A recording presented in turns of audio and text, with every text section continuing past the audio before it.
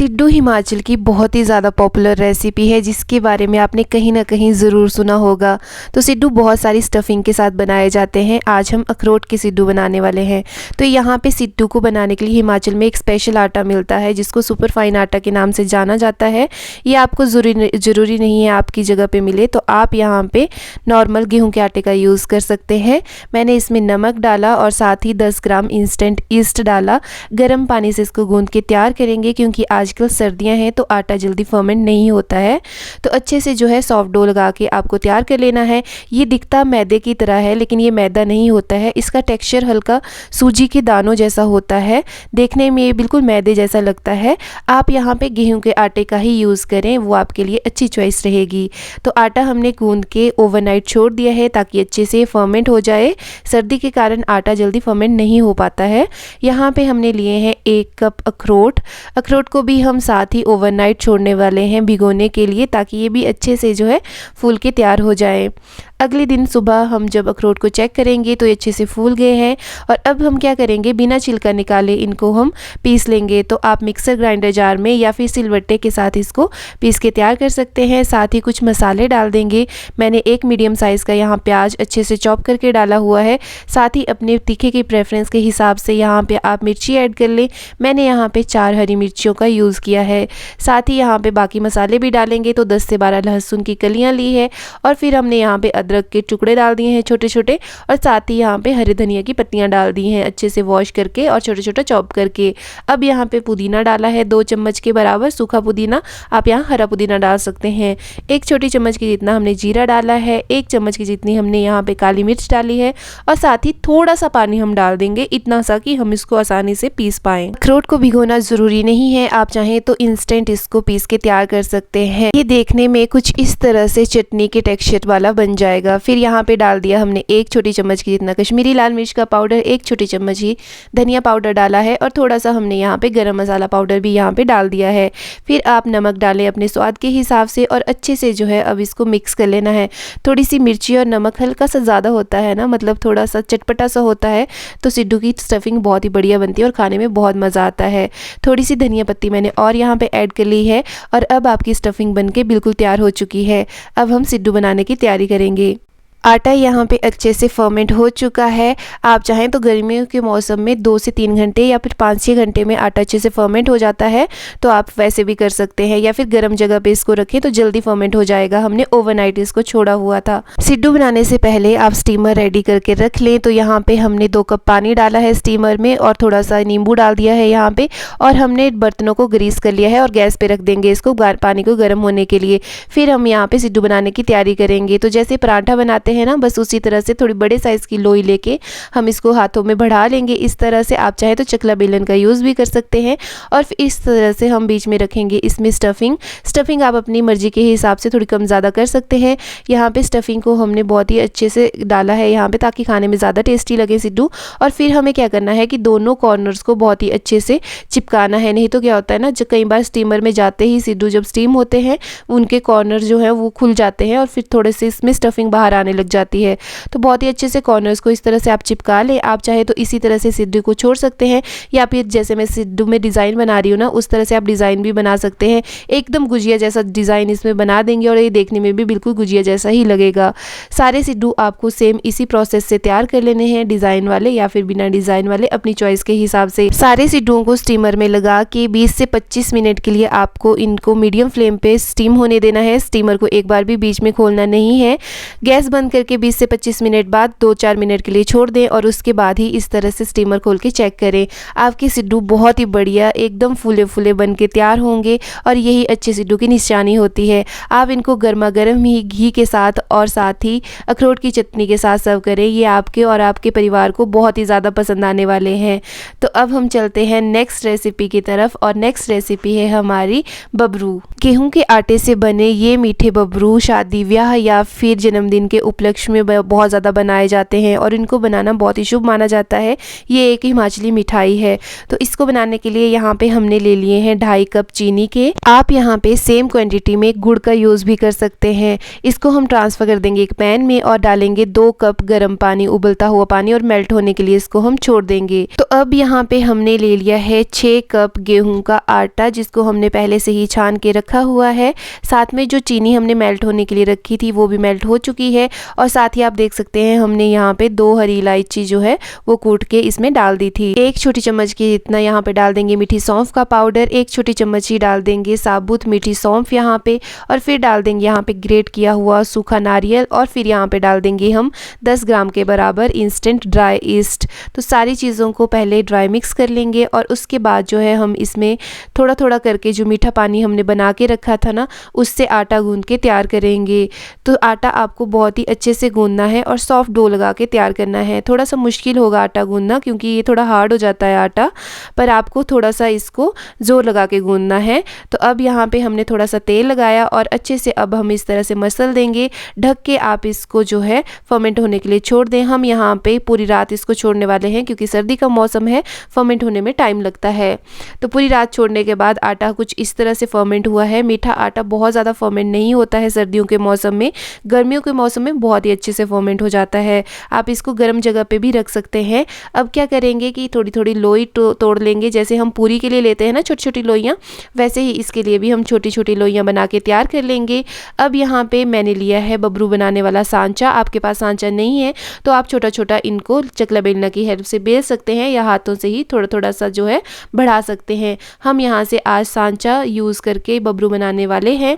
तो पहले इसमें तेल लगा लेंगे दोनों तरफ को, जो भी आपको डिज़ाइन चाहिए होगा, और फिर बीच में रखेंगे इस तरह से एक लोई और इसको जो है हमने प्रेस कर देना है। बहुत ज़्यादा प्रेस भी नहीं करना है, तब बबरू फिर फूलेंगे नहीं।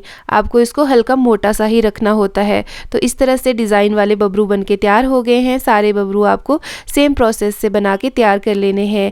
एक बड़े साइज़ की कढ़ाई रखेंगे, 750 ml मैंने यहाँ पे डाला है रिफाइंड ऑयल, और फिर यहाँ पे तेल गर्म होते ही हम डाल देंगे बबरू।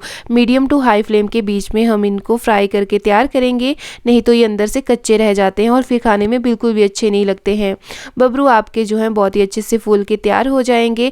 जब इनका कलर जो है सुनहरा हो जाए उसके बाद आप इनको निकाल लें और फिर आप इनको गर्मा गर्म चाय के साथ इंजॉय करें। बबरू जल्दी ख़राब नहीं होते हैं तो आप हफ्ता 10 दिन तक इनको स्टोर करके रख सकते हैं और इंजॉय कर सकते हैं गर्म करके चाय के साथ, बहुत टेस्टी लगते हैं। अब नेक्स्ट रेसिपी है चंबा चुक की। चंबा चुक मिर्ची की चटनी है जिसको लाल मिर्च और हरी मिर्च दोनों से बनाया जाता है। हम आज यहाँ पे हरी मिर्च से बना के तैयार करेंगे।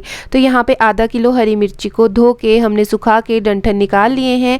साथ ही यहाँ पे लिए हैं हमने 100 ग्राम लहसुन की कलियाँ और लिया है 100 ग्राम अदरक। इसकी शक्ल पे मत जाना, ये मैंने छिलका निकाल के धो के सुखाया है तो इसका कलर थोड़ा ऐसा हो गया है। तो यहाँ पे अब सारी चीज़ों को आपने पीस लेना है। तो मिक्सी में मैंने इनको दरदरा सा पीस लिया है, अदरक लहसुन को अलग से और मिर्ची को अलग से। अब चलते हैं इसको बनाने की तरफ। तो यहाँ पे एक कढ़ाई ले ली है, कढ़ाई में डाला है 1 कप सरसों का तेल। हमने तेल को अच्छा गर्म होने देंगे, फिर डाल देंगे हम यहाँ पे हींग जैसे ही थोड़ा सा भुन जाए फिर हम यहाँ पे डाल देंगे अदरक लहसुन का जो हमने दरदरा सा पेस्ट बना के रखा है। इसको हमने बहुत ही अच्छे से भून के तैयार करना है। गैस की फ्लेम को आप लो पे ही रखें क्योंकि नहीं तो ये बहुत जल्दी जो है ब्राउन हो जाएगा और फिर उसका अच्छा फ्लेवर नहीं आएगा। फिर यहाँ पे डाल देंगे आधी चम्मच के जितना मेथी पाउडर, फिर डाल देंगे आधी चम्मच के जितना हल्दी पाउडर, और साथ ही हम यहाँ पे डाल देंगे अच्छे रंग के लिए आधी चम्मच कश्मीरी लाल मिर्च का पाउडर। सारी चीज़ों को अब हम लगातार इस तरह से चलाते हुए भून लेंगे। बहुत ही जल्दी ये सारी चीज़ें भून के तैयार हो जाएंगी। जब अदरक लहसुन जो है इस तरह से भून जाए अच्छे से, फिर यहाँ पे हम डाल देंगे कुटी हुई या फिर दरदरी पीसी हुई हरी मिर्ची को। अब सारी चीज़ों को अच्छे से मिक्स कर लेंगे हम यहाँ पे और लो फ्लेम पे ही इसको हम पकाएंगे।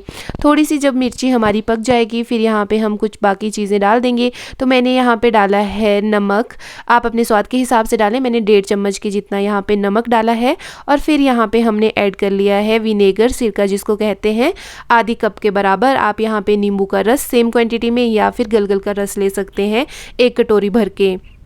फिर सारी चीज़ों को अच्छे से चला लेंगे, इसको भुनने देंगे जब तक कि तेल सेपरेट ना हो जाए। साथ में हम बना लेंगे एक मसाला। तो 1 चम्मच धनिया, 1 चम्मच जीरा और 1 चम्मच सौंफ ली है। मसाले को अच्छे से हम भून लेंगे और फिर ठंडा करके इसको दरदरा सा पीस के तैयार कर लेंगे। फिर यहाँ पे हम ये जो मसाला बना के रखा था इसको डाल देंगे अपने मिर्ची वाले पेस्ट में और फिर इसको भी हम सारी चीज़ों को अच्छे से मिक्स करके पका लेंगे। तो आपको 15-20 मिनट लगेंगे मिर्ची को पकाने के लिए, जब तक कि तेल हल्का हल्का सेपरेट ना हो जाए। फिर यहाँ पे स्वाद के हिसाब से या फिर 2 चम्मच डाल देंगे हम गुड़ या चीनी या फिर शक्कर का। फिर यहाँ पे इनको सारी चीज़ों को दोबारा मिक्स कर लेंगे बढ़िया से। और अब जो है आपकी जो चुक है, जो हरी मिर्च की चटनी है, ऑलमोस्ट बन के तैयार हो चुकी है। अगर आप इसको लंबे टाइम तक स्टोर नहीं कर रहे हैं तो आपके स्टेप्स यहीं पे ख़त्म होते हैं। ठंडा होकर इसको स्टोर कर लें। हम यहाँ पे लंबे टाइम तक स्टोर कर रहे हैं तो 1 कप हमने यहाँ पे सरसों का तेल गर्म करके ठंडा करके डाल दिया है। थोड़ा सा सिरका और मैं यहाँ पे ऐड कर रही हूँ और थोड़ा सा नमक भी डाल रही हूँ ताकि ये लंबे टाइम तक चले। सारी चीज़ों को अच्छे से मिक्स कर लेंगे, एकदम कम्प्लीटली ठंडा होने देंगे और ग्लास जार में भर के इसको रख लेंगे। साल 2 साल 3 साल तक ये ख़राब नहीं होती है बिल्कुल भी। आप इसको आराम से इंजॉय करें। तो नेक्स्ट रेसिपी है भल्ले की रेसिपी। यूँ तो भल्ले हर स्टेट में डिफरेंट तरीके से बनाए जाते हैं और खाए जाते हैं। हिमाचल में भल्ले जो हैं वो स्पेशली बनाए जाते हैं फेस्टिवल्स के टाइम पे या फिर श्राद्ध के टाइम पे, और इनको 2 तरीके से बनाया जाता है। एक तो तवे पे भी बनाया जाता है और डीप फ्राई करके भी बनाया जाता है। आज हम आपके साथ तवे पे बनने वाले भल्ले की रेसिपी शेयर करने वाले हैं। तो यहाँ पे भल्ले बनाने के लिए 1 कप उड़द दाल हमने ले ली है। हम धुली उड़द का यूज़ कर रहे हैं, आप यहाँ पे छिलका उड़द का यूज़ कर सकते हैं, पर फिर आपको उसका छिलका निकालना पड़ेगा भिगोने के बाद अच्छे से। दाल को 2-3 पानी से धो के हमने ओवरनाइट सोक करने के लिए छोड़ दिया था। दाल हमारी अच्छे से जो है वो सोक हो चुकी है, बहुत सॉफ्ट हो चुकी है। तो अब क्या करेंगे कि इसका पानी हम अलग कर देंगे और उसके बाद जो है हम इसको पीसेंगे।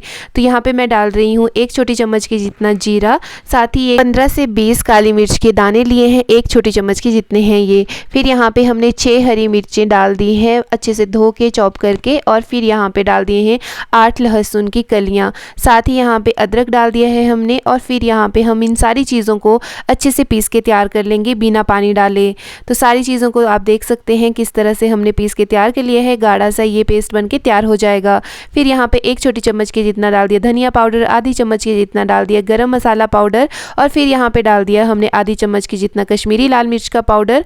हल्दी डाली है 1/4 टीस्पून के बराबर, और फिर यहाँ पे डाल देंगे हम 1 चुटकी के जितना हींग, और फिर यहाँ पे हम डाल देंगे 1 मीडियम साइज़ का प्याज जिसको हमने बारीक चॉप करके रखा हुआ है, और फिर यहाँ पे हरी धनिया की पत्तियां भी डाल दी हैं हमने। अब हम क्या करेंगे कि इस सारी चीज़ों को बहुत ही अच्छे से इस तरह से फेंटेंगे। इसको हम गहना कहते हैं। गहना मतलब कि इसको हम बहुत ही अच्छे से इस तरह से फेंटेंगे जिससे आपका जो बैटर है वो लाइट हो जाएगा और बहुत ही अच्छे फिर भल्ले बन के तैयार होंगे। आप यहाँ पे इस तरह से पानी में डाल के इसको चेक कर सकते हैं। अगर ये फ्लोट कर रहा होगा तो तैयार हो गया है, नहीं तो आप थोड़ा सा इसको और गह सकते हैं। तो यहाँ पे नमक डाल दिया मैंने स्वाद के हिसाब से, हल्का सा पानी का हाथ लगाया और दोबारा से इस तरह से हम इसको चला लेंगे जब तक कि ये लाइट ना हो जाए। इसका कलर जो है वो चेंज हो जाएगा और बहुत ही हल्का हो जाएगा ये। तो दोबारा से आप चेक कर सकते हैं, अगर ये ऊपर तैर रहा होगा पानी में दैट मीन्स कि बन के तैयार हो चुका है। तो अब क्या करेंगे कि इस तरह से चम्मच को डिप करेंगे पानी में और फिर इस तरह से आप इसको निकाल लें और तवे पे फैला लें। आप सेम प्रोसेस उंगलियों से भी कर सकते हैं। गैस पे चढ़ा लिया है हमने तवा और तवे पे डाल दिया हमने यहाँ पे सरसों का तेल 1 चम्मच। तेल को हल्का गर्म होने देंगे, हाथों में लगाएंगे पानी और उसके बाद हम इस तरह से जो है हाथों में बैटर को लेंगे और इस तरह चलाएंगे और उसके बाद हल्का सा इसको बड़ा करके और फिर हम यहाँ पे इसको तवे पे डाल देंगे। हाथों में थोड़ा सा पानी लगाएं और जितना आप इसको पतला करना चाहें हाथों से ही इस तरह से फैला लें इसको। हल्का सा जब ये पक जाए एक साइड से तब आप इसको दूसरी साइड को पलट दें और इसी तरह से लो फ्लेम पे आप इन भल्लों को बना के तैयार करें। जैसे जैसे भल्ले पकते रहेंगे उनको साइड में करते रहें और दोबारा आप इसको एक और भल्ला वहाँ पे डाल सकते हैं। बस इसी तरह से स्लो आंच पे आप इनको पका के तैयार कर लें और साइड्स जो हैं इस तरह से चिमटे से उठा के आप इनको पका लें तो बहुत ही बढ़िया भल्ले बन के तैयार हो जाते हैं। इस तरह से बहुत ही सॉफ्ट बनते हैं। आपने जो प्रोसेस मैंने बताया है अगर वो फॉलो किया होगा तो सारे भल्ले हमने इसी तरह से तैयार कर लिए हैं। अगर आप श्राद्ध के लिए बना रहे हैं तो प्याज लहसुन का यूज़ करना अवॉइड करें और यहाँ पे भल्ले जो है आपको गर्मा गर्म चावल दाल के साथ या फिर चपाती के साथ इंजॉय करने हैं, घी के साथ। बहुत ही मज़ा आता है इनको खाने में, बहुत ही ज़्यादा टेस्टी बनते हैं ये। त्योहारों के टाइम पे ज़रूर इनको बना के आप इंजॉय करें।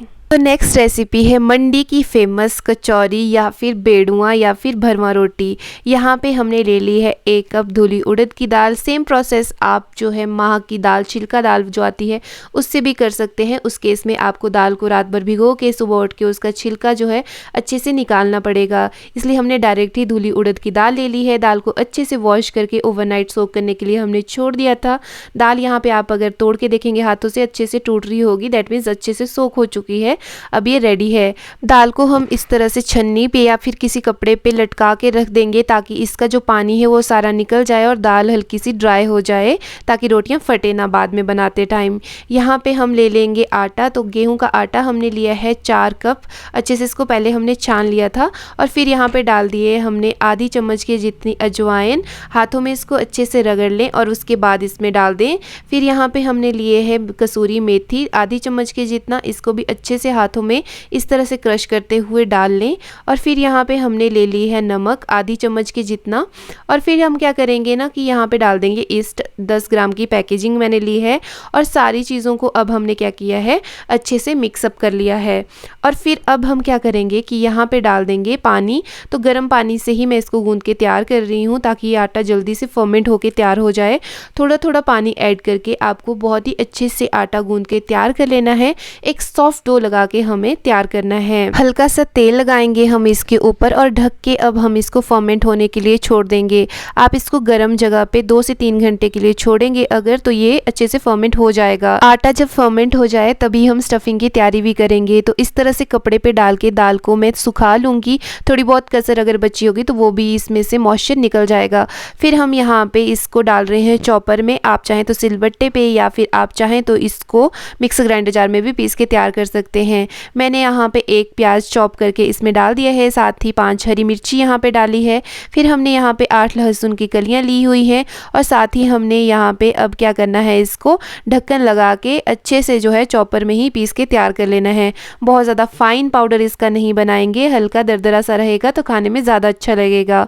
अब यहाँ पे एक मसाला बना के तैयार करेंगे। तो मैंने 5 लौंग लिए हैं, 1 चम्मच भर के ली है काली मिर्च और फिर यहाँ पे हमने डाल दी है 2 बड़ी इलायची। और अब हम क्या करेंगे कि हल्का से यहाँ पे नमक डालेंगे ताकि पीसने में आसानी होए और इसको हम कूट के तैयार कर लेंगे। इस तरह का दरदरा पाउडर बना लेंगे। इसमें डाल देंगे हम इसको और फिर यहाँ पे डालेंगे 1 छोटी चम्मच की जितना धनिया पाउडर, आधी छोटी चम्मच से भी कम मेथी पाउडर और फिर यहाँ पे डाल देंगे आधी चम्मच के जितना गरम मसाला पाउडर, आधी चम्मच यहाँ पे जीरा डाल देंगे। नमक आप अपने स्वाद के हिसाब से डालें और फिर यहाँ पे थोड़ा सा हींग डाल देंगे। हम सारी चीज़ों को अच्छे से हाथों से मिक्स कर लेंगे और ये आपकी कचौरी की जो स्टफिंग है वो बनके तैयार है। ये सेम स्टफिंग आप बना सकते हैं चना दाल से भी या फिर आलू से भी। आटा यहाँ पे अच्छे से फर्मेंट हो गया है। मैंने इसको कंबल के बीच में धूप में रखा था, तब ये जल्दी फर्मेंट होके तैयार हो गया है। 2 से 3 घंटे लगे हैं इसको फर्मेंट होने में।